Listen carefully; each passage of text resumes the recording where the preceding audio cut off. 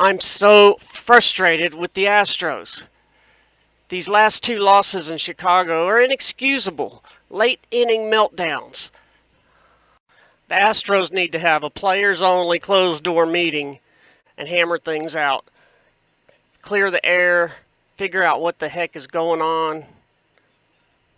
The seventh inning, I would love to know what the discussion was between JV and Maldonado.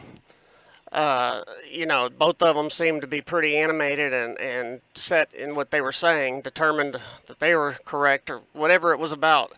I'd like to know because that next batter uh, got the game tying hit, and was it that JV gave in to Maldonado what he wanted, but then didn't execute the pitch with the conviction, or was it Maldonado gave in to JV and JV just failed, just didn't succeed there? So I'd really love to know what was going on. Of course, we'll never know that, but to be a fly on one of their shoulders would have been great. But some of the mental mistakes that the Astros have been making in the last few days, those are just inexcusable. I realize that they're tired. They're coming to the end of a 32 games in 32 days, so they haven't had a break. And maybe the break will fix all and cure all. And even if that's the case, they're professionals. This is many years. Every team has these stretches where they play that amount of games in 32 days. It's just, you got to suck it up, man. The coffee break bell didn't sound early. You still now got two more games. So get your head in the game. The mistake where Jeremy Pena wasn't touching second base on a key play when Altuve made a great stop of a ball up the middle and tossed it to Jeremy for what should have been at least one out at second base and possibly a double play then. That's inexcusable play by Jeremy to not realize you're not touching the base. Come on, man. And then Altuve getting picked off second base.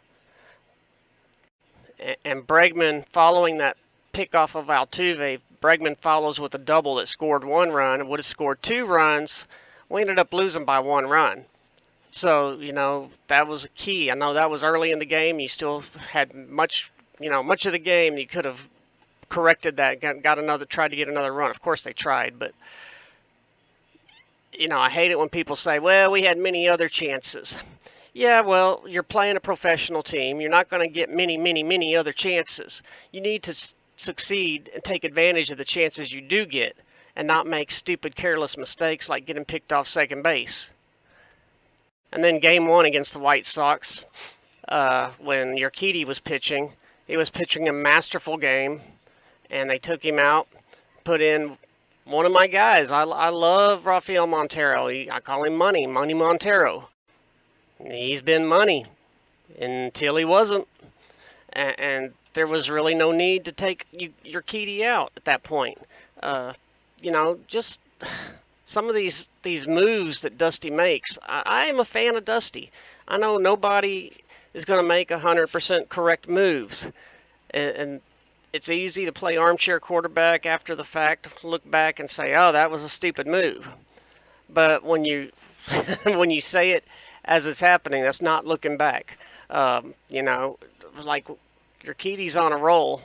Let's leave him in until he gets into a jam. This stuff about taking pitchers out only at the end of the inning, putting relief pitchers in so they kind of at the beginning of an inning to have a fresh, clean slate.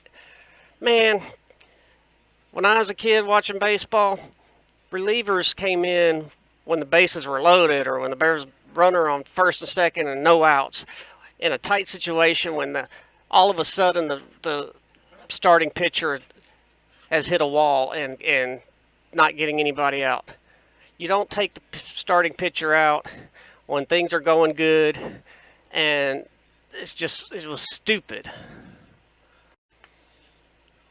And one of the Astros' hottest hitters in the last week has been Mancini. But yet, he's not getting to play but maybe half the games. That's again stupid. Start Mancini in left field. Jordan can bat designated hitter. Yuli can play first base. And man, if Jordan doesn't get things turned around, then the Astros are done for anyways. So he doesn't need to be concentrating at all on his defense in left field. Jordan needs to be studying pitching and how they're. Jordan needs to be spending his time in between at bats on the dugout, looking at how the pitching staff has been pitching him and how they're trying to get him out, and study that and try to figure out something, because man, he is not helping the team recently, not at all. Um, he's got to figure something out and get rolling again. The Astros press was trying to push Jordan as being the league MVP, saying his numbers in so many of the categories are better than Judge's, minus not the home runs, of course. Judge was by far ahead of him, but all these other categories that they were saying Jordan's ahead of Judge and that he should be considered for MVP. Well, man, those days are gone. I mean, I am not a Aaron Judge fan one bit, not at all. Um, but I'd say really he is outplaying Jordan big time um, the, for at least half the year. So Jordan may have had a stretch in there where he was outplaying Judge, but for the majority of the year, Aaron Judge has been superior to Jordan, and it makes me it makes me sad to think that. Uh, because don't like Judge, and I'm a big Astro fan, and I think Jordan in time in coming years is going to probably be an MVP. But I think maybe things got to his head a little bit this year. Maybe he was buying into all his own hype about just how good he is, because once all that hype got so crazy and focused on Jordan, that's when things started going south for him.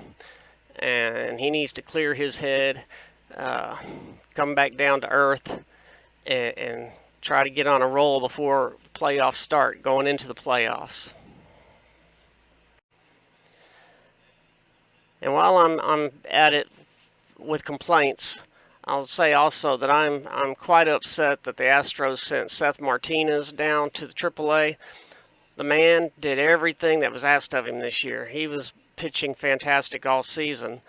He had maybe one bad outing where he gave up a couple of runs. He has pretty much been an ace reliever, and you got a pitcher, another reliever that has been struggling mightily in Phil Maton, the spin doctor. He has been a big disappointment this season.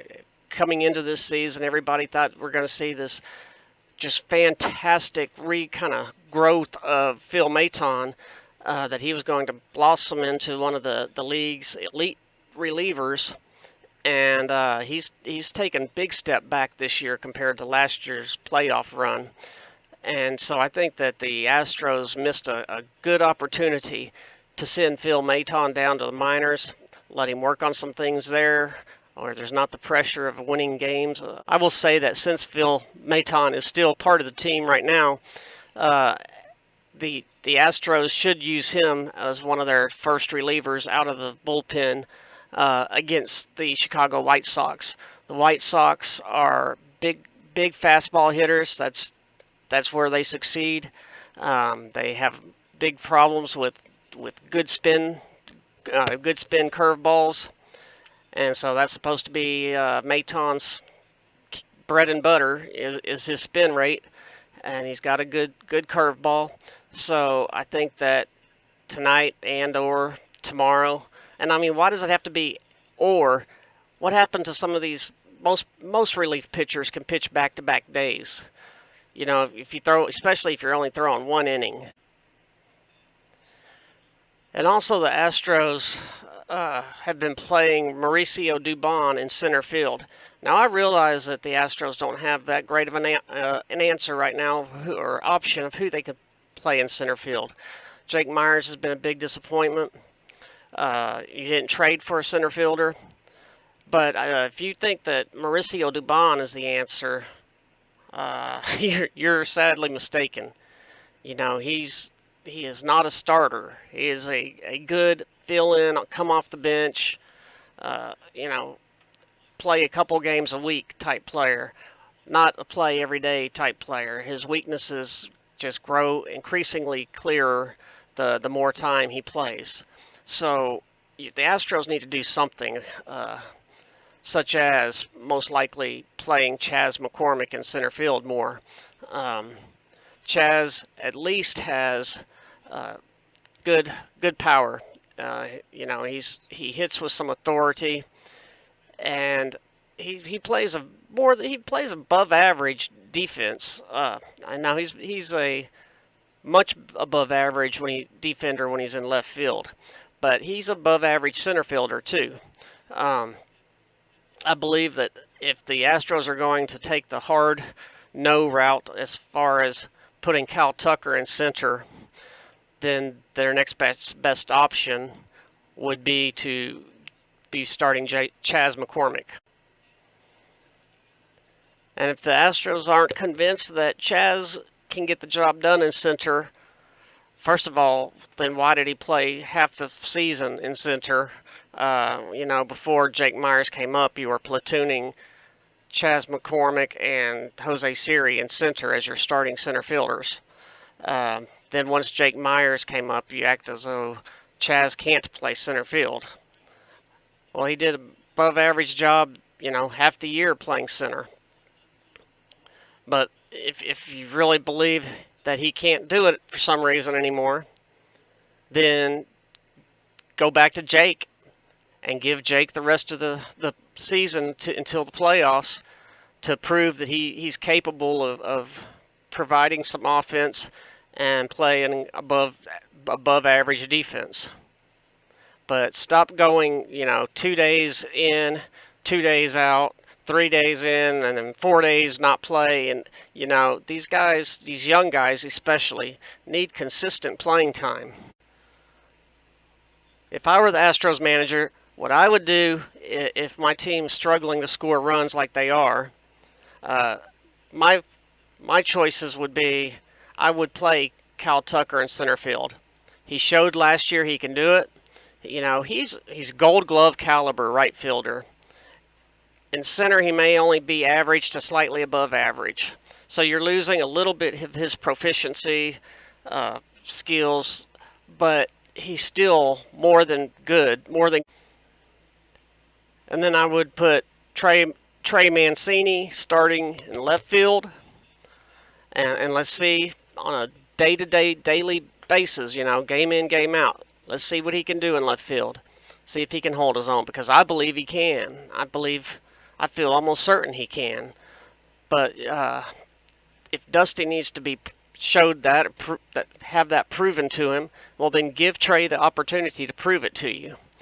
So start Trey in left field for a week or two every day, and Cal Tucker in center for a week or two every day.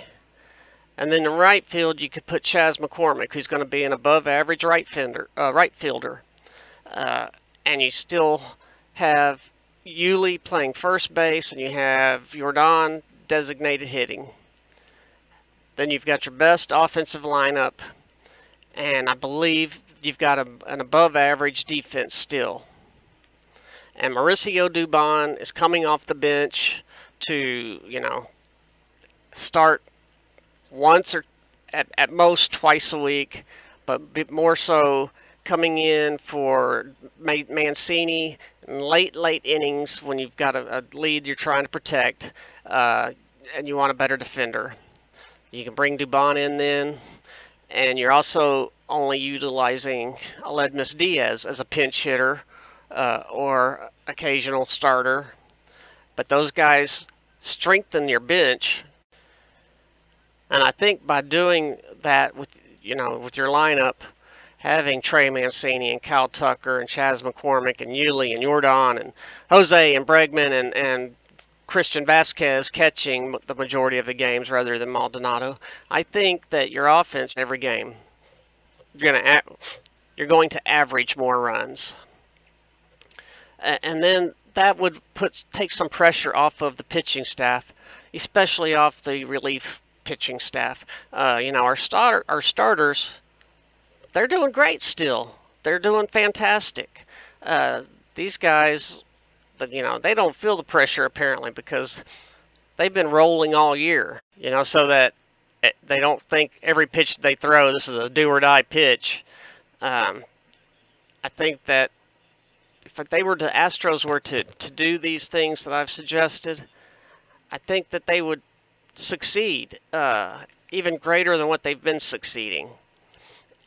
And man, we need to get on a roll. I know there's still around 40 games left in this year. So you got time to get on a roll and get cold and get on a roll again. But you don't want to go into the playoffs and then decide you need to tinker with things like they did last year going into the playoffs when all of a sudden at the World Series, all of a sudden you're putting Kyle Tucker in center field then because you want the best offensive lineup you can have. Let's play him in center field now so that he's got 30 games under his belt in center field going into the playoffs, and he can have more confidence going in that he's that he can get the job done in center field. And the bullpen guys have been pitching pretty fantastic most of the year too. It's just recently that they've had some hiccups and ran into some big problems, and that have cost us some games. And when you're trying to hold off the Yankees, who I know are having a worse time of it right now than we are, losing 10 of 12, but they're still only 2 games behind us. So when you're trying to keep the number 1 seed, hold off the Yankees, keep the Yankees at number 2, then you can't afford to lose games that are winnable that you're ahead and should win. You can't afford to turn over those games, lose those games in the late innings. So we need to do something to score more runs to get the bullpen a little bit of relief. Oh. All right, so I've been you've probably been seeing steam come out my ears during this episode, but I just had to get things off my chest. The last 2 games obviously had really bothered me, really bugged me, and I had to vent. And so you lucky people get to hear me vent. Woohoo! Anyways, I hope you liked the episode. I hope that you will hit like and please subscribe. And thanks, and we will see you next time on Clutch City Chatter. And remember, swing for the fences.